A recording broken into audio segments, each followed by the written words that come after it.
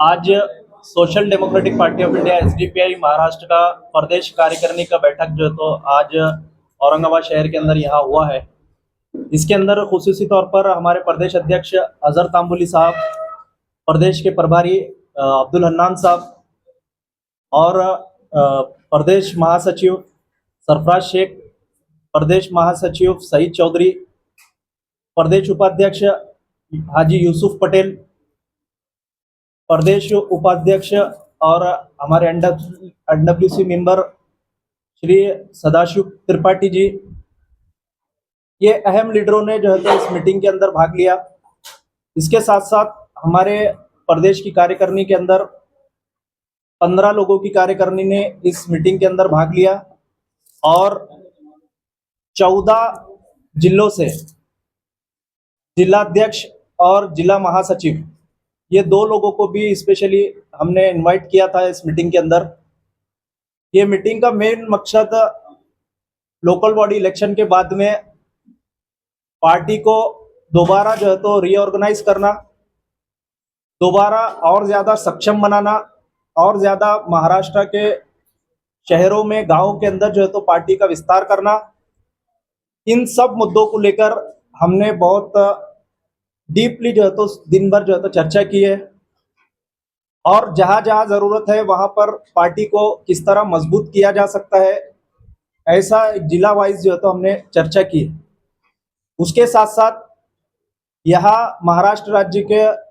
जो अभी परिस्थिति है, यहाँ प्रदेश के अंदर जो अलग अलग इश्यू चल रहे हैं, उन इश्यू के अंदर हमने हमारे तमाम जो है तो लीडर्स के साथ, नेताओं के साथ में चर्चा की है कि हम किस तरह से इन इश्यूज के अंदर जनता के अधिकारों के लिए, जनता के हुकूक के लिए और जनता को न्याय मिलना, इस तरह से हमारे पार्टी का एक उद्देश्य लेकर लोगों के बीच में किस तरह जाना है, उसके ऊपर ओपन हमने जो है तो चर्चा की और कुछ ठराव हम जो है तो यहाँ पर पास किए हैं। वो ठराव और उन मुद्दों को जो है तो हमारे प्रदेश अध्यक्ष अजहर तांबुली साहब आपके साथ में तफसील से रखेंगे। आज प्रदेश कार्यकारिणी की हमारी बैठक थी। यहाँ पे बहुत सारे सियासी और समाजी सब्जेक्ट्स पे यहाँ पे हमारा डिस्कशन हुआ, चर्चा हो गई। उसमें खास करके जो महाराष्ट्र की जो पॉलिटिकल और जो सोशल एनवायरनमेंट है उसको लेके चर्चा हुई, जहाँ पर महाराष्ट्र सरकार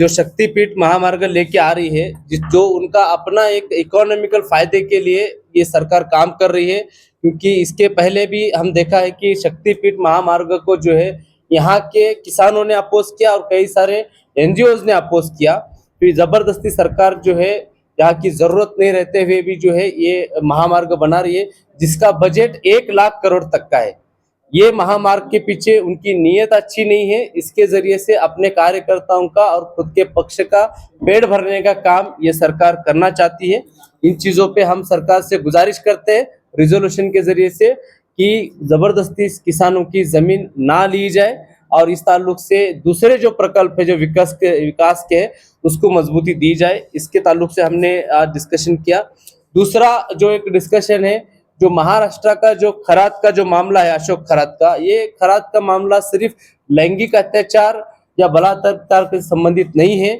अशोक खरात एक राजकीय दलाल के तौर पे सामने थे, क्योंकि हमने देखा होगा चाहे वो सत्ताधारी हो या और भी जो आमदार है, ये अशोक खरात के इसमें बातचीत में या उनसे टच में थे। सिर्फ टच में रहना, फोटो निकालने के हद तक बात नहीं है। हमारे महाराष्ट्र के मुख्यमंत्री देवेंद्र फडणवीस हो या फिर हमारे उप मुख्यमंत्री शिंदे जी हो, ये लोग खरात से 1.5 घंटा 2 घंटा क्या बात करते होंगे।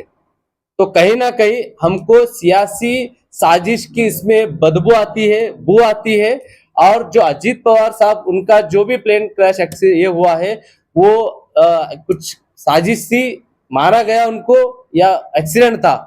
इस ताल्लुक से बहुत कश्मकश में है। और हम देखते हैं कि उसी दौरान में जब उनका घात अपघात हुआ अजीत पवार साहब का, उसी दौरान में खरात उनके अकाउंट पे बहुत सस्पिशियस ऐसे बड़े ट्रांजैक्शन हुए हैं। तो हमारी इस बैठक में एक गुजारिश की गई है, मांग की गई है कि इस प्रकरण में सिर्फ बलात्कार या लैंगिक अत्याचार के हद तक नहीं लेते हुए खरात एक राजकीय दलाल था,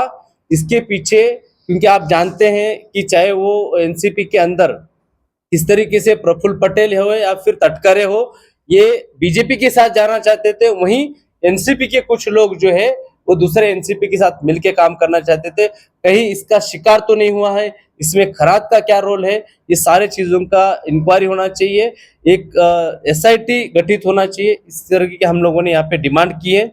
दूसरा, हम लोगों ने यहाँ पे और एक मुद्दे पे चर्चा की है कि आए दिन जो है फडणवीस सरकार हो या फडणवीस सरकार के मंत्री हो या फिर फडणवीस सरकार से जुड़े हुए जो भी संघ परिवार से जुड़े संगठन है, आए दिन आप देखेंगे कि किसी न किसी तरीके से फेक नैरेटिव के जरिए से अल्पसंख्यक मुस्लिम समाज को टारगेट करने का काम हो रहा है, उनके ताल्लुक से झूठा प्रोपेगेंडा फैलाया जा रहा है। अगर कोई मुस्लिम समाज का अपराधी अपराधी होता है, गुनहगार गुनहगार होता है, जो गुनाह किया है उसकी सजा मिलना चाहिए, लेकिन अपने राजनीति के फायदे के लिए उस अपराधी का धर्म देख के पूरे धर्म के लोगों को टारगेट करने का काम इस महाराष्ट्र में सरकार के पुरस्कृत लोगों के जरिए से किया जा रहा है। इसमें नीतीश राणे है, चाहे संग्राम जगताप हो, गोपीचंद पडळकर हो, ऐसे पाले हुए कुछ लोग हैं जो जाति जाति में और धर्म में लड़ाई लड़ाने का काम करते हैं। तो इनके ताल्लुक से सख्त कार्रवाई होना चाहिए और ये सारी चीजें बंद होना चाहिए। इस ताल्लुक से यहाँ पे हमारे बैठक में रेजोल्यूशन पास किया गया है। वहीं पे अगर आप देखेंगे महिला सुरक्षा को लेके महाराष्ट्र में भले बीजेपी अपने आप को महिला कैवरी करती है, महिलाओं के अधिकारों की बात करती है और ये बोला जा रहा है कि आरक्षण को जो है विरोधक अपोज करते हैं, महिलाओं के हित में बात नहीं करते। ये वो बीजेपी बात कर रही है जहां पे बीजेपी अगर किसी छोटे बच्ची पे बलात्कार होता है उसके समर्थन में ना रैली निकालने वाली बीजेपी बिल्किस बानो के एक महिला मुस्लिम महिला का बलात्कार करने के बुनियाद पे सजा याफ्ता गुनहगारों का हार डाल के सत्कार करने वाली वो महिला हित की बात करने वाली बीजेपी के राज्य में अगर आप देखेंगे जब से सत्ता आई है तब से अगर आप देखेंगे 46,000 से ज्यादा केसेस महिलाओं के अत्याचार के खिलाफ यहाँ पे दर्ज हुए हैं और तकरीबन अगर आप देखेंगे 22,547 के आसपास बलात्कार के घटनाएं हुए, उसमें से आधे से ज्यादा घटनाएं अल्पवयीन बच्चों के साथ हुए जो कम एज के हैं। इस तरीके से घटनाएं बढ़ते जा रही महिलाओं के और यहाँ पर हमको मुख्यमंत्री साहब भी गृह मंत्रालय संभाले हुए, हम उनसे गुजारिश करते मांग करते हैं कि आप हमको महाराष्ट्र को फुल टाइम गृह मंत्री दीजिए क्योंकि महिला अत्याचार के प्रकरण बढ़ते जा रहे हैं। महाराष्ट्र एक सावित्रीबाई फुले का महाराष्ट्र है, ये महाराष्ट्र शांतिप्रिय था, लेकिन जब से भाजपा आई है इस गाय पट्टे के अंदर जिस तरीके से लॉ एंड ऑर्डर का प्रॉब्लम है उस तरीके से महाराष्ट्र की दुर्दशा करके यहाँ पे छोड़ा हुआ है। हम गुजारिश करते हैं कि महाराष्ट्र को एक फुल टाइम गृह मंत्री मिलना चाहिए। इन चीजों को लेके हम लोगों ने आज बैठक के अंदर चर्चाएं की और आने वाले वक्त में एसडीपीआई के बहुत सारे मेंबरशिप कैंपेन है, स्टेट लेवल प्रोग्राम्स है और भी कुछ जन जागृति के प्रोग्राम लेने जनसंख्या का है। एसआईआर के ताल्लुक से हम लोग ग्राउंड पे काम कर रहे हैं। एसआईआर भी जो है आप देखेंगे कि मोदी सरकार ने हमेशा इस सरकार लोगों को लाइन में लगाने का काम किया है। अगर आप औरंगाबाद की पॉपुलेशन देखेंगे, मान लीजिए कि 30-40 लाख लोग औरंगाबाद की पॉपुलेशन है, बांग्लादेशी कितने होंगे? 1000, 2000, 1-2 हजार के लिए आप 40 लाख लोगों को लाइन में लगाएंगे तो आप कल्प्रिट सबको, इंडियन जुडिशरी का हमारा एक पॉलिसी है कि जब तक जो है गुनहगार नहीं है उसको इनोसेंट समझा जाएगा, लेकिन ये सरकार की ये पॉलिसी है, धोरण है, सब गुनहगार है, आके प्रूफ करो हम नागरिक है। तो कंस्ट्रक्टिव इंडिया या महाराष्ट्र को बढ़ने जैसे पॉलिसीज ये लोग नहीं लेके आ रहे हैं, अपने फेलियर को छुपाने के लिए विकास के नाम पे ये सिर्फ धर्मांधता को परोस रहे हैं। ये सब चीजें देखिए, टीसीएस मामले को भी हम लोग बोलना है कि अगर कोई अपराधी है, जब तक सच सामने नहीं आता है आप उसको प्रेस में उस तरीके से नहीं उछालना चाहिए। अगर अपराधी है, प्रूफ होता है, पुलिस इन्वेस्टिगेशन में हम किसी को ये नहीं बोल रहे कि बेगुनाह है, लेकिन पुलिस इन्वेस्टिगेशन में लेकिन कुछ सवालिया निशान खड़े होते हैं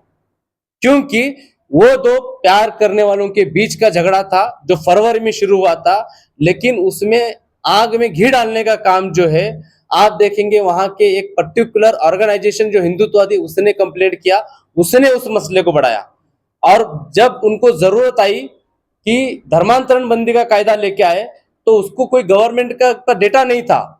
धर्मांतरण बंदी या जो चीजें हैं इसको हम लोग कैसे मजबूत करें, तो उसको नैरेटिव को सेट करने के लिए